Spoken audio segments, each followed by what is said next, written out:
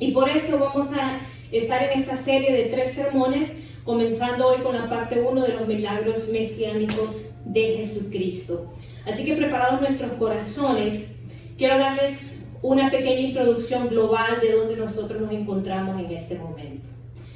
Después de que terminó de desarrollarse o se completó la ley mosaica viene de Moisés, fue la ley que se le entregó a los israelitas cuando iban pasando por el desierto. Ustedes saben que el Señor le dio a él entre 600 y algo y 800 leyes en total, ¿ok? Todavía no han determinado un número total, porque hubieron ciertas cosas que muchos tienen diferentes versiones, que unas las puso Moisés por la necesidad civil del pueblo, que no eran directamente de Dios, y entonces hay un dilema entre la cantidad total de estas leyes. Pero después de que se completó o se culminó toda la ley mosaica y empezaron a vivir las generaciones bajo estas leyes, se empezaron a acostumbrar a las reglas, los rituales religiosos, todo lo que se tenía que hacer en el templo, cuando A, B o C, los cuidados, la santidad, la forma de vestir, la forma de actuar. Empezaron a ahondar las generaciones, las cuales se acostumbraron y se adaptaron a todas estas leyes mosaicas. Aquí venimos entrando a los 400 años de silencio, que son entre lo que sucedió en el Antiguo Testamento a saltar al Nuevo Testamento, con Juan el Bautista, que fue el primer profeta del Nuevo Testamento. Entonces, en esos 400 años de silencio, ocurrió algo muy interesante, que es donde vamos a comenzar esta noche. Los antiguos rabinos se reunieron y empezaron a observar toda la ley mosaica, empezaron a observar toda la historia de Israel en todo ese tiempo y se percataron que habían ciertos sucesos o ciertos milagros que no se habían manifestado en el pueblo desde el momento que la ley mosaica se completó. Y eso les llamó mucho la atención y empezaron una gran investigación y dedujeron que para los judíos o para las generaciones futuras, porque ellos no habían visto nada en mucho tiempo, ¿verdad? Ya habían pasado muchos años, ya estaban en esos 400 años de silencio y dijeron, no, aquí nadie va a poder ejecutar esos milagros, aquí nadie va a poder ejecutar esas cosas. Así que se pusieron juntos y tuvieron una idea. Y la idea fue, solo el Mesías prometido va a ser capaz de cumplir esas 3 condiciones o esos 3 milagros. Y ellos dividieron los milagros en 2 grandes divisiones. Los milagros generales, que dedujeron que cualquier profeta ungido por Jehová podía desarrollarlos, y los milagros mesiánicos, los cuales únicamente Jesús, bueno, en ese momento el Mesías, porque no sabían que era Jesús, podía realizar estos 3 milagros mesiánicos.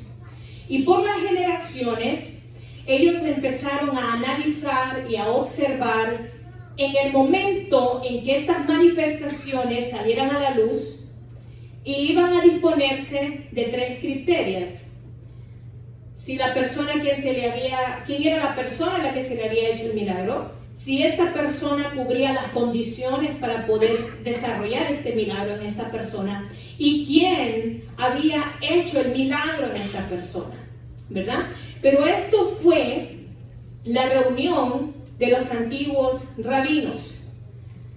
Fue lo que el hombre pensó y dictó que era lo correcto. Ya el Señor había dejado las profecías y las señales para cuando el Mesías viniera a la tierra.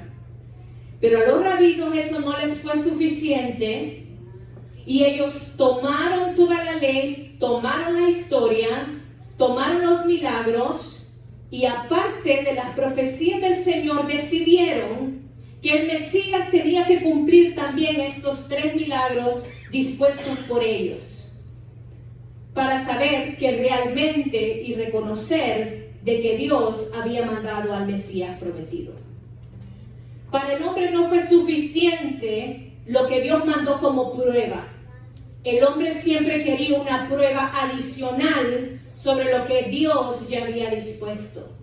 En esto nos podemos familiarizar nosotros muchísimo. ¿Cómo? Cuando queremos algo o tenemos una necesidad, Señor, si tú haces esto, yo no tendré duda que tú eres el Dios verdadero.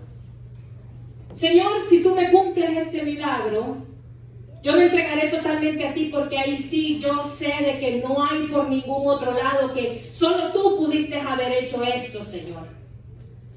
O sea que ya no solo lo que está plasmado en la palabra, todo lo que el Señor nos ha mostrado con pruebas y señales es suficiente, sino que siempre a veces queremos poner más sobre lo que Dios ya nos ha dispuesto para nosotros conocer. Solo es para que asimilemos que no somos muy diferentes algunas veces a los antiguos rabinos. Pero esta noche vamos a hablar de uno de esos milagros mesiánicos. Vamos a hablar del primero. Y en las siguientes semanas vamos a ahondar en los otros dos milagros mesiánicos. Y el primer milagro mesiánico que vamos a observar esta noche, aunque ustedes no lo crean, es la sanación de un leproso. Yo sé que se esperaban algo muchísimo más grande, ¿verdad? Porque eso lo hemos leído en la Biblia tantas veces. Pero el primer milagro mesiánico es la sanación de un leproso. Desde la culminación de la ley mosaica,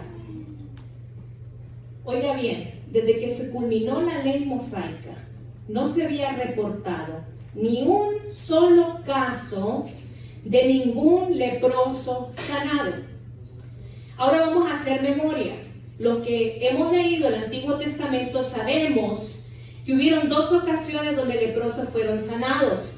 La primera fue Miriam, que fue la hermana de Moisés, donde el Señor la sanó de lepra. Pero fue sanada antes que la ley mosaica fuera culminada. El segundo que fue sanado fue Naamán. Pero Naamán no era judío, era un gentil asirio. Y él fue sanado de lepra. Y también fue sanado antes que la ley mosaica fuera culminada. Entonces, desde ese momento que la ley fue terminada completamente y las generaciones empezaron a vivir bajo esta ley, no había ni un tan solo reporte de un leproso sanado. Ellos se reunieron y dijeron: nosotros no vamos a poder hacer ninguna sanación de un leproso. ¿Y por qué esto era tan importante? ¿Por qué para ellos esto era tan importante? Bueno, eso lo vamos a ver a continuación. Porque Dios había dejado estipulado en la ley mosaica, en el libro de Levíticos, todo un capítulo completo. El capítulo 14 de Levíticos está completamente dirigido para el procedimiento, los rituales, la organización en el templo, lo que el sacerdote debería de hacer en el caso de que un leproso fuera sanado. Y ellos, al ver que habían pasado tantos años y esta celebración ningún sacerdote había podido cumplirla, porque no había aparecido ni un tan solo leproso sanado. Y vamos a ver algunos versículos, porque estoy hablando que hay 57 versículos explicando todo el procedimiento cuando apareciera un leproso sanado. Hablaba de las ofrendas que el leproso tenía que dar, que el sacerdote tenía que hacer 4 diferentes ceremonias. Tenía que ungirlo, tenía que ir a su casa y ungir también su casa. Si ustedes leen el capítulo 14, del libro de Levíticos, van a encontrarse que todo es una guía estructurada para este tipo de caso. Y voy a leer nada más algunos versículos para que ustedes los tengan de referencia. Y dice el versículo 2 del capítulo 14 en Levíticos: esta será la ley para el leproso cuando se limpiare. Será traído al sacerdote, número 1, y este saldrá fuera del campamento y lo examinará. Y si ve que está sana la plaga de la lepra del leproso, el sacerdote mandará luego que se tomen para el que se purifica 2 avecillas vivas, limpias, y madera de cedro, grana e hisopo. Y ahí, si ustedes continúan todos los 57 versículos del capítulo 14 de Levíticos, se van a encontrar que habla la palabra de 4 diferentes tipos de ofrendas. La primera es la ofrenda por culpa de la víctima. Luego la segunda es una ofrenda por el pecado de la víctima. Una tercera es un holocausto y la cuarta es una ofrenda de alimentos por agradecimiento. Luego viene la aplicación de la sangre de la víctima por la culpa del leproso, porque tiene que hacer un holocausto, ¿verdad? Luego, seguido a esto, viene la aplicación de la sangre de la expiación sobre el leproso cuando ya ha sido curado. Y luego viene otra ceremonia grandísima, solemne, donde sería entonces terminada con la unción de aceite sobre el leproso curado. ¡Wow! Ahí se va a encontrar todo paso a paso como el Señor lo estructuró. 57 versículos de pura información, exclusiva para usted si lo quiere leer en su casa. Increíble.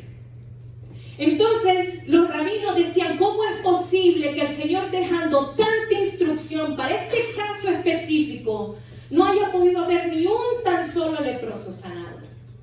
Porque para ellos la lepra era incurable. Los leprosos eran puestos afuera, ¿correcto?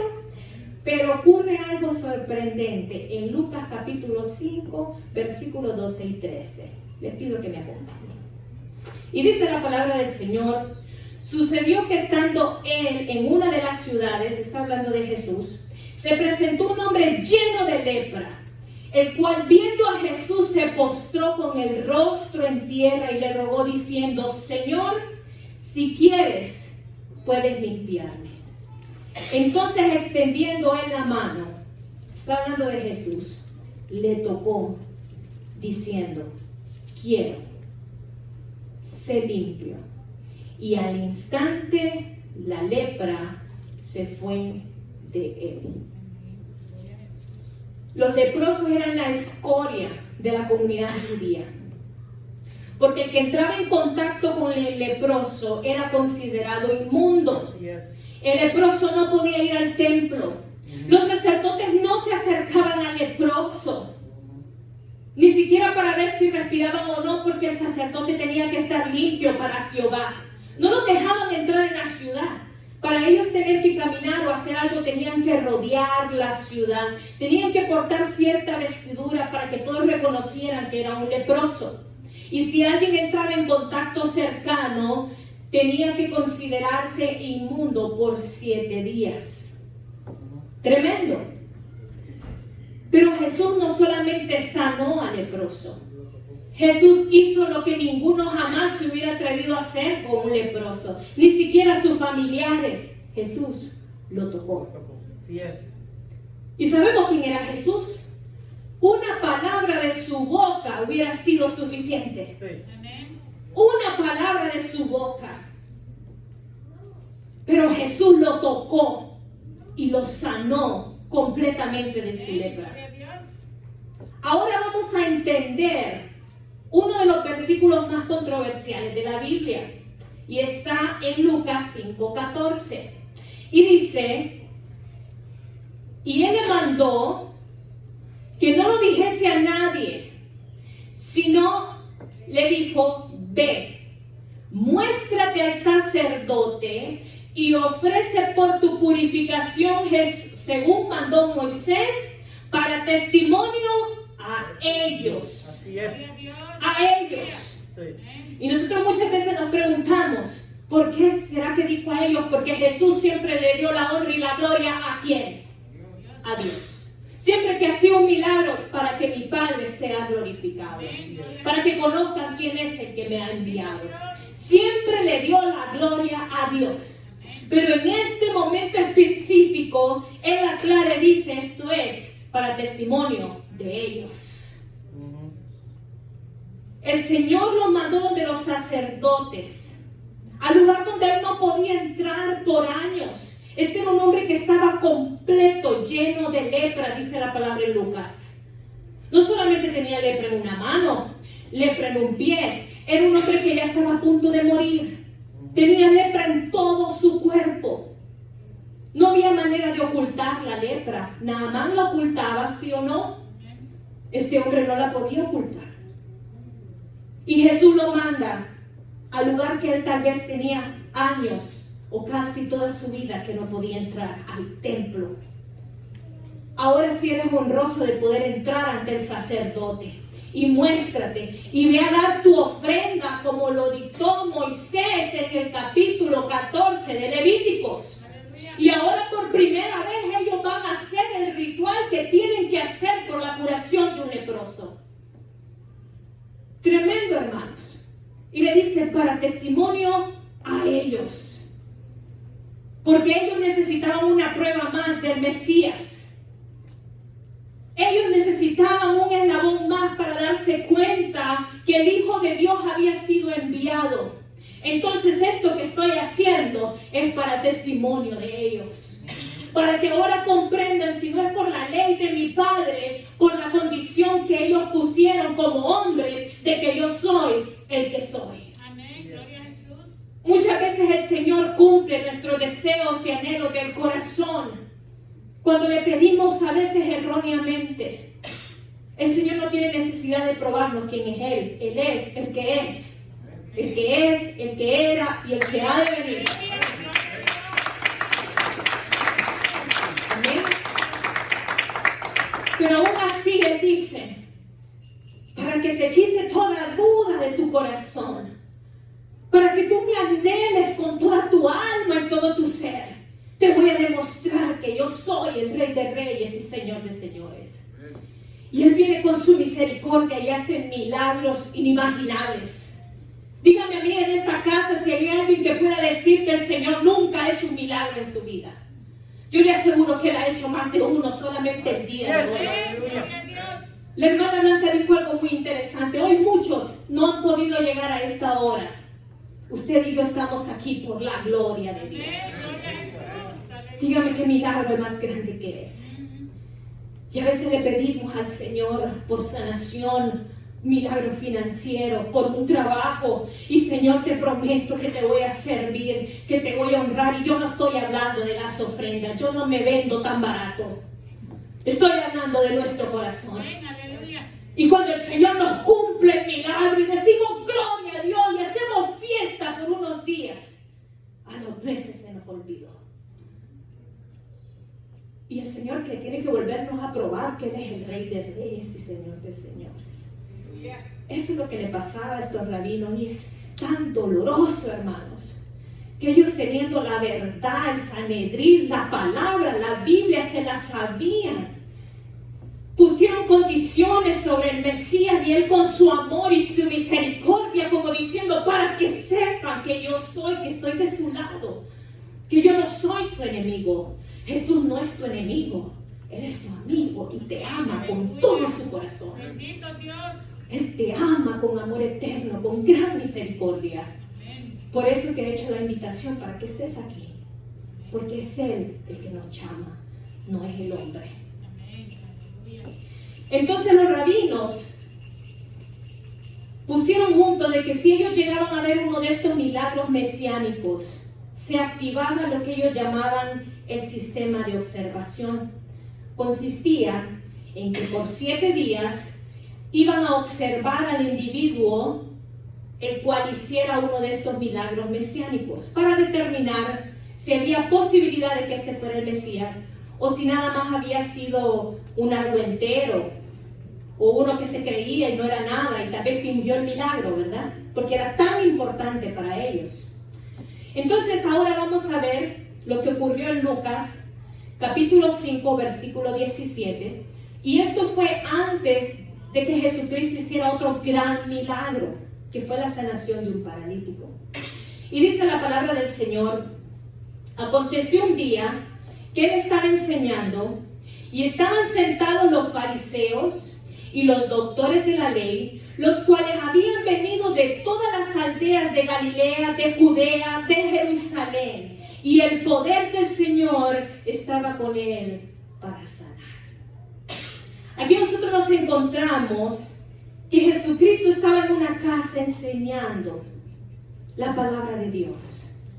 Y aquí ya pasó algo que pasó de nivel. No solamente estaban ahí algunos fariseos, algunos escribas, no. La palabra, Lucas nos relata preciosamente de que no solamente habían fariseos, sino que habían doctores de la ley. Doctores de la ley, hermanos. Que entre uno de esos yo tengo que quitarme hasta el pelo, creo yo, porque doctores de la ley, hermanos. Eso era otra cosa, eso era otro nivel, ¿verdad? Y dice que habían venido de todas las aldeas, hermanos. No solamente eran los vecinos de Bethel y Kener, vinieron de todas las aldeas, no solamente de Galilea, sino de Judea y de Jerusalén. Habían venido de lugares lejanos para venir a observar al que hizo el primer milagro mesiánico. Y estaban sentados ahí, ustedes saben, enfrente, y esto lo que continúa es el paralítico que el Señor sana, y donde dice aquella frase tan maravillosa: ¿qué es más fácil que yo haga? Que le diga levántate y anda, o que le diga tus pecados te son perdonados. ¿Se recuerdan? Y eso es lo que Jesús nos dice hoy a nosotros también. Porque a veces somos esos doctores de la ley que estamos sentados observando si es realmente el Rey de Reyes y Señor de Señores.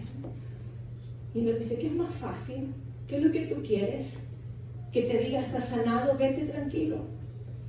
¿Quieres tu trabajo? Este es tu trabajo, vete tranquilo. ¿Quieres que te arregle la situación en la casa? Tranquilo, cheque, ahí está. Vete, está todo bien. ¿Qué es más fácil? Que te haga esto circunstancial, verdadero, para que creas que yo soy el Mesías. O que te diga tus pecados te son sanados. Eres salvo. Y tienes entrada y vida en el reino de los cielos por siempre, para siempre. Que te diga que con trabajo o sin trabajo tú tienes una corona de gloria en el cielo. Que te diga que con carro o sin carro el Señor te va a levantar al cielo. Que te diga de que contento con tus vecinos o no, Él te ama con todo su ser. Que Él te creó y que eres su hijo y que eres su hija.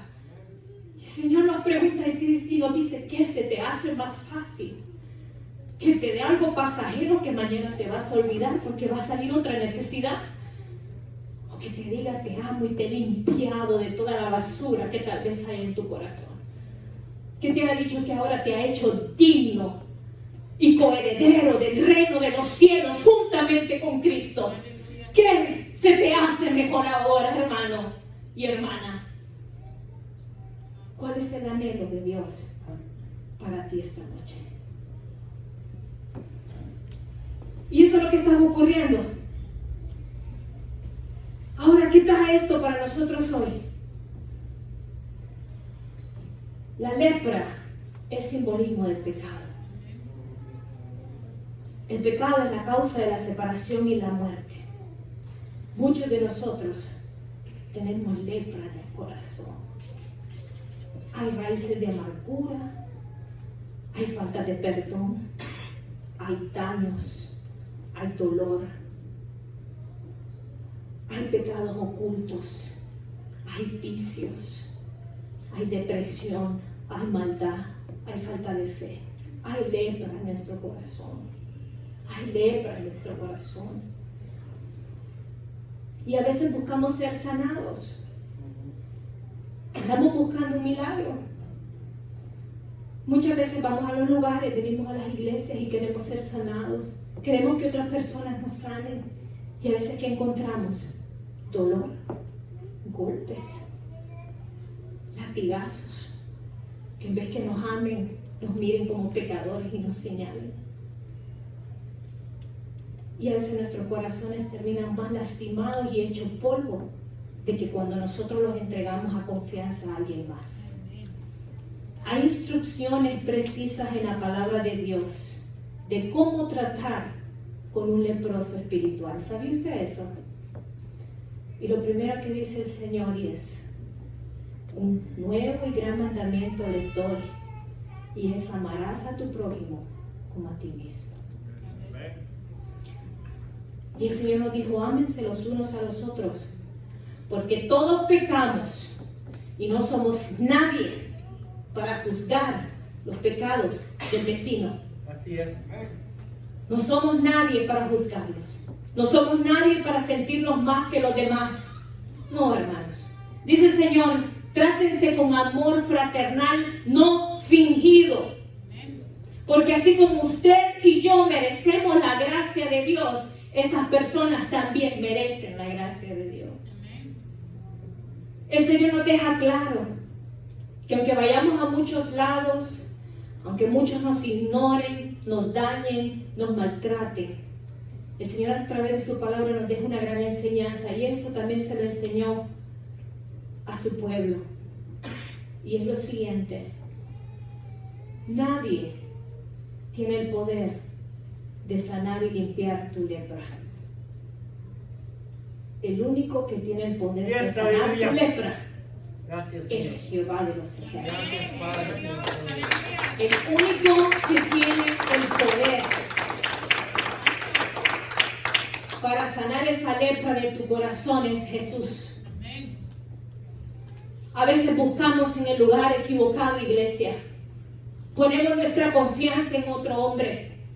Ponemos nuestra confianza en las cuatro paredes que nos rodean.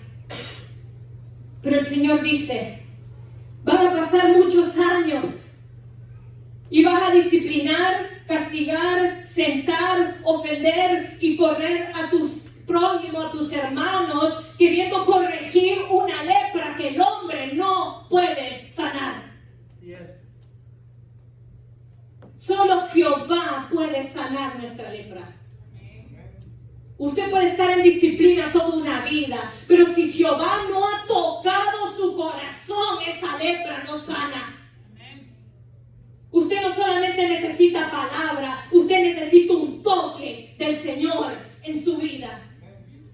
Y para tener ese toque se tiene que hacer como ese leproso. Miren lo que nos enseña el Señor del leproso, lleno de lepra, hermanos. Él le dijo, Señor, si quieres, sáname. Aleluya. Señor, si quieres, sáname. Allí había un corazón, hermanos, contrito, humillado, reconociendo la autoridad de Jehová. Allí había un corazón que le dijo, Señor, aquí nadie va a poder sanarme. Si tú quieres, si es tu voluntad, ten misericordia de mí y sáname. Ese es un corazón que dice, a mí no me importa que me miren, que no me miren, que tenga trabajo, que no tenga trabajo, que tenga dinero, que tenga familia, Señor, pero si tú tienes misericordia de mí, sáname. Quítame esta lepra del corazón para que yo pueda vivir, para que yo pueda amar, para que yo pueda perdonar, para que yo pueda sonreír, para que yo pueda tener paz y gozo en mi corazón, del verdadero. Ese gozo que nada puede quitar. Que viene la tribulación, los problemas, la ira, las circunstancias, pero su corazón está confiando en aquel que un día lo tocó y le sanó su lepra. Y eso es lo que el Señor nos dice nuevamente. ¿Qué quieres que yo haga por ti? Sí es. Porque el Señor dio la contestación y lo que le dijo al leproso nos dice a nosotros. Yo quiero. El Señor no lo pensó. El Señor no dijo, a ver, es que estoy muy ocupado. Ay, es que estás tan lleno de lepra. Ven otro día y tal vez oro por ti. No. El Señor contestó, mire, inmediatamente. Así es. Y le dijo, sí quiero. Sí quiero. Y lo tocó y fue sano de su lepra. Hermanos, el Señor quiere. No mañana, no pasado mañana, no hasta cuando tú te sientas preparado, no cuando tú peques menos, hermano, no cuando tú te sientas más en santidad. Iglesia, tenemos que entender, nunca podrás estar sin lepra si Jehová no te toca primero. Sí es. No, dice el Señor, si quieres ahora, yo quiero ahora también. Él quiere hoy. El anhelo de Jehová para tu vida es sanarte. El anhelo de Jehová es quitar la lepra de tu corazón. El anhelo de Jehová Gracias. Es restaurar tu vida, es limpiarte, es amarte, es restaurarte, es romper el yugo, la cadena del pecado y de la maldad. Amén. El Señor quiere sanarte. El Señor quiere restaurarte. El Señor quiere construir donde no había nada. Aleluya. El Señor quiere fortalecer tus pilares. El Señor quiere levantarte en honra. El Señor honró al leproso. Ve al lugar donde se te ha negado la entrada Así es. y donde te tendrían que tener primero. Porque yo mandé de que amen a su prójimo como a ellos mismos. La iglesia es para nosotros los leprosos. Aleluya. La iglesia es para nosotros que necesitamos el toque de Jehová, grandioso y maravilloso. Hermanos, yo no tengo palabras que expresarles para hacerles a ustedes ver la necesidad de que Jehová toque nuestro corazón. Y lo más lindo, hermanos, es que no tienes que mandar una aplicación, no tienes que llenar un folleto a ver si, no tienes que ver si cumplen las características para. El Señor dice, solo necesito un corazón dispuesto, un corazón que quiera y que me reconozca, que sepa que lo que necesita es a mí. Busque el reino de Dios y su justicia y todo, diga conmigo todo, todo vendrá por añadidura. Aleluya. El Señor solo quiere tu corazón y el Señor te dice hoy, sí quiero, sí quiero, sí quiero, porque a eso es que Él vino, por eso es que su Santo Espíritu está con nosotros, porque Él quiere darte vida y vida en abundancia. Él sí quiere. Pero ahora la gran pregunta es, ¿y tú quieres? Así es. Aleluya. ¿Y tú estás dispuesto de que el Señor te toque y sane por completo tu lepra? Aleluya.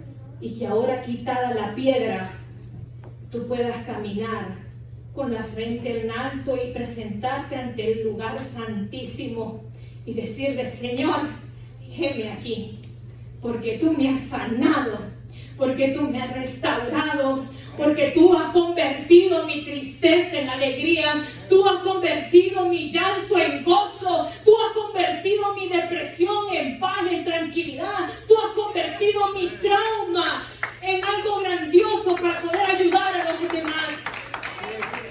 Tú has convertido mi talento en don. Tú has resucitado a este muerto que yo llevaba dentro.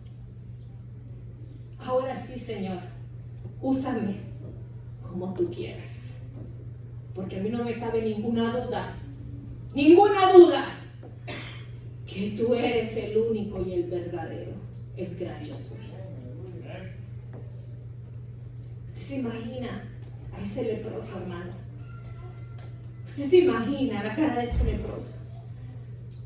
Cuando se vio su carne cayéndose de su cuerpo con los dolores, el mal olor, hermanos, y vio que Jesucristo lo había sanado. Y no solamente lo sanó, le restituyó su piel de inmediato. Aleluya. Le hizo una regeneración sin cirugía, hermano. Sin años de preparación para sanar las llagas, de inmediato el Señor sanó. Cuando el leproso se vio, creo que fue la primera vez en años que él logró ver lo que era una piel normal humana. Gloria a Jesús. Y no los pedazos de carne, las llagas de su cuerpo. Bendito Dios. Ese, hermanos, es al Dios al que usted y yo servimos. Amén. Gloria a Dios. Ese, hermanos, es el Dios por el cual realmente vale la pena cualquier sacrificio. Que al final no es ningún sacrificio. A Él que lo ha dado todo, hermanos. A Él que lo ha hecho todo, hermanos. Es que el Señor es maravilloso. Yo les invito que que de verdad se dejen tocar del Señor, porque todos necesitamos.